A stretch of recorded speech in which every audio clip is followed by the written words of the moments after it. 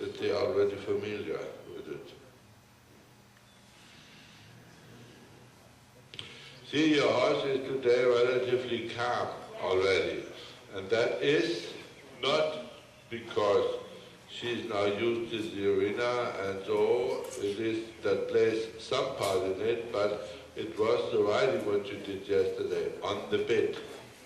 That is on the bit with the cutting leg. I say it over and over. Makes horses feel protected by the rider. Protected, I put my arm on your shoulders. I cuddle you. I want to have you happy. That comes only when we have steady connections with the hands, with the legs, with the hips.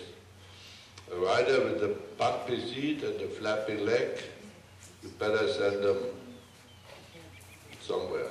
Don't even try to make a dressage horse going well and the rider can't handle the seat. There is no way, absolutely no way. You can ride them the couch potatoes, but not the good ones. The good ones go crazy. And that is why the seat and this education of the rider matters really a lot.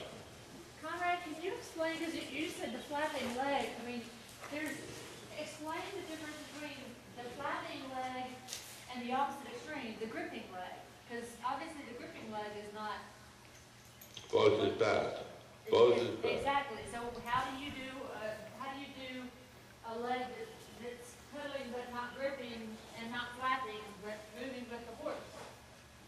Well, first of all, the leg has not to move with the horse. The hip has to move with the horse. Okay. And you know, when we look at you now, your hip moves with the horse. It gets moved by the horse, the hip. But it gets only moved by the horse because your hip is relaxed. Yeah, you see already in the walk, people, they ride like with a stiff hip, and they ride like so. I mean, I overdo it now. Yeah. Like how? Yeah, no, honestly, they ride like so. They want to achieve all the time something. You sit, and you let the hip go. And now, because you do it like that, your legs are almost hanging down a little bit.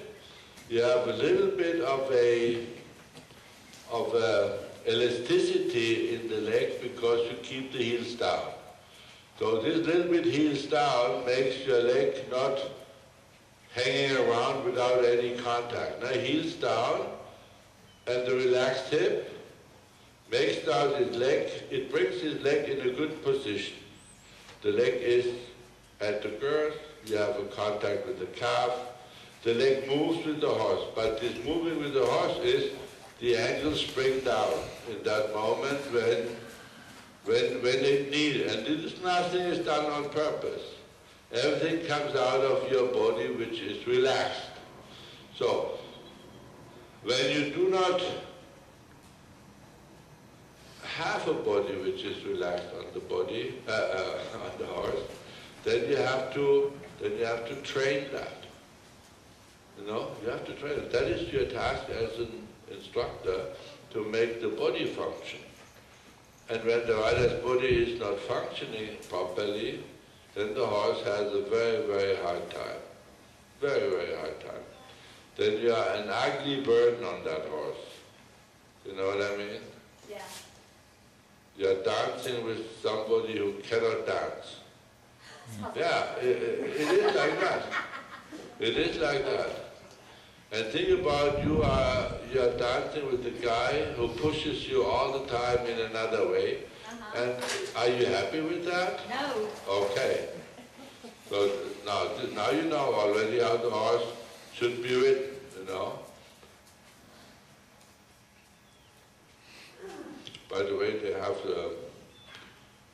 we talked about that in Wellington,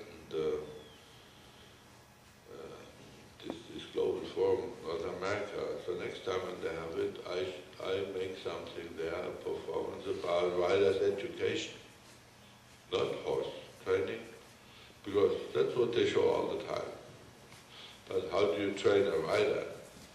that the rider becomes good on the horse. And I will talk about these things. It goes deeper, because when you have the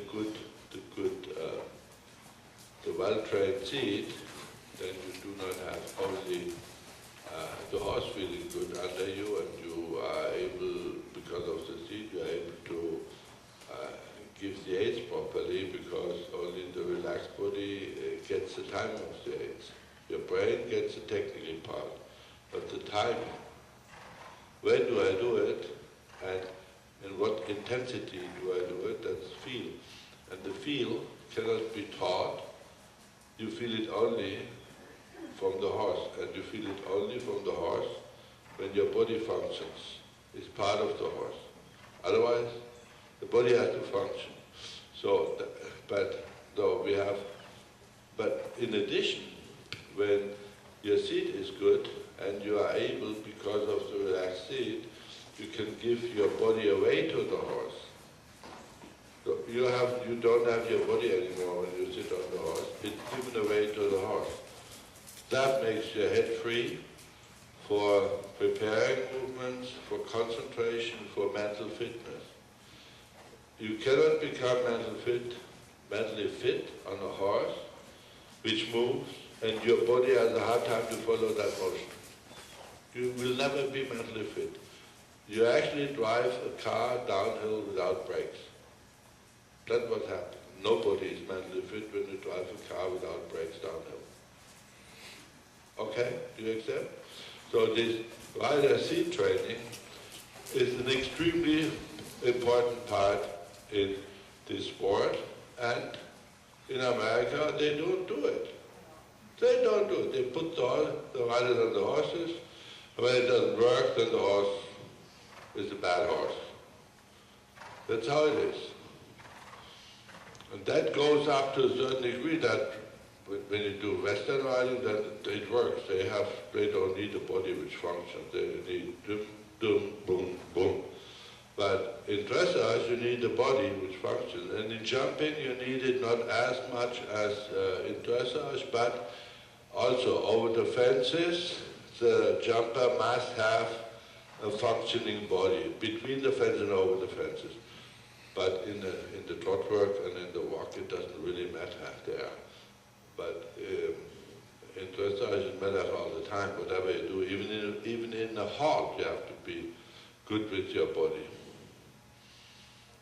It sounds funny when you sit already crooked in the halt, and then the horse gets tough on one side because you sit crooked, and you don't realize that you sit crooked, you have no awareness about that, then you must not wondering when later in the trot the horse goes all the time like that. It is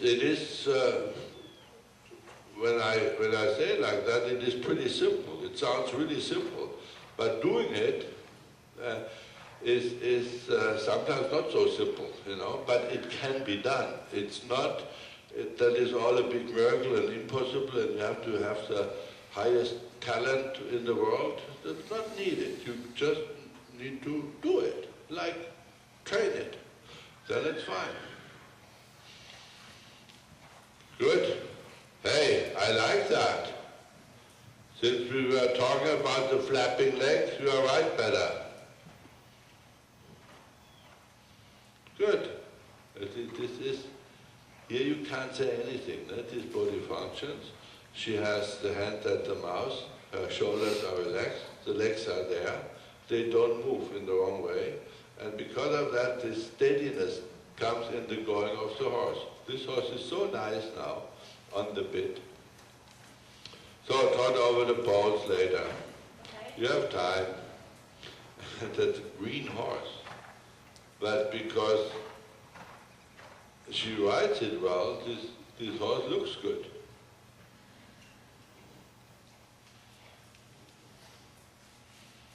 Yes. Slight contact is kept. Oh yes, yes, yes. I change sometimes these poles. Sometimes I put them together. Sometimes I make distances between. I sometimes make them higher, sometimes lower. Oh yes, but you see how smooth she can come in? And that animates the rider.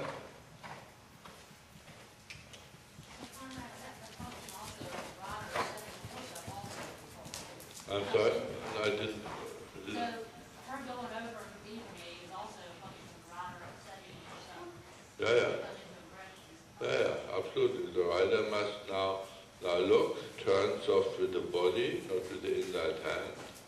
Now gives the inside rein a little bit, keep contact with the outside rein. That's all not Z, that comes from here.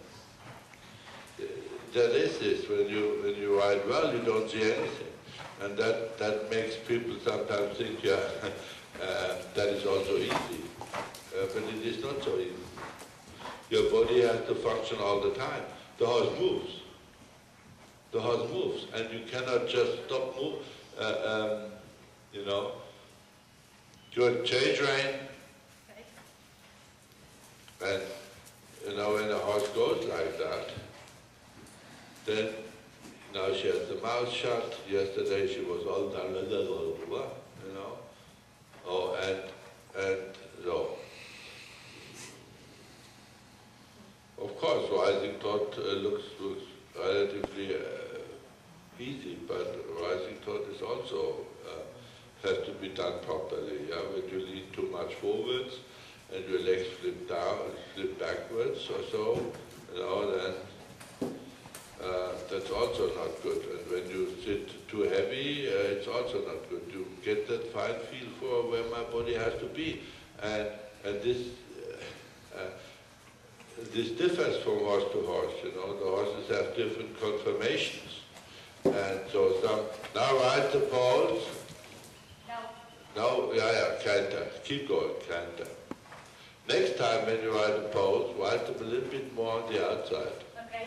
In that they are a little bit more together than outside, Okay. and we realize that she can have it a little bit bigger. Now, you see, this can be said so easily, ride them more to the outside. But, you know, some riders, they are not able to do that. See, that fits better. Yeah, it does. Yeah, when you say ride a little bit more outside, that is for some riders really a hard thing. She takes the inside leg and brings the horse more to the outside.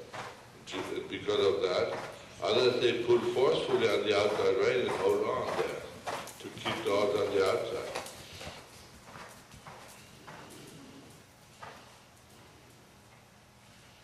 Actually, you have to be obviously born in Alabama in order to become a good rider. Yeah? See, I said it. And you play my opinion now. That's a nice hat. So you're not always right. Exactly. Exactly. You're a good girl. This is nice, huh? This is nice. So they shall go to in a good super. Now drop the reins for a while. Now ride your serpentine, just with the seat.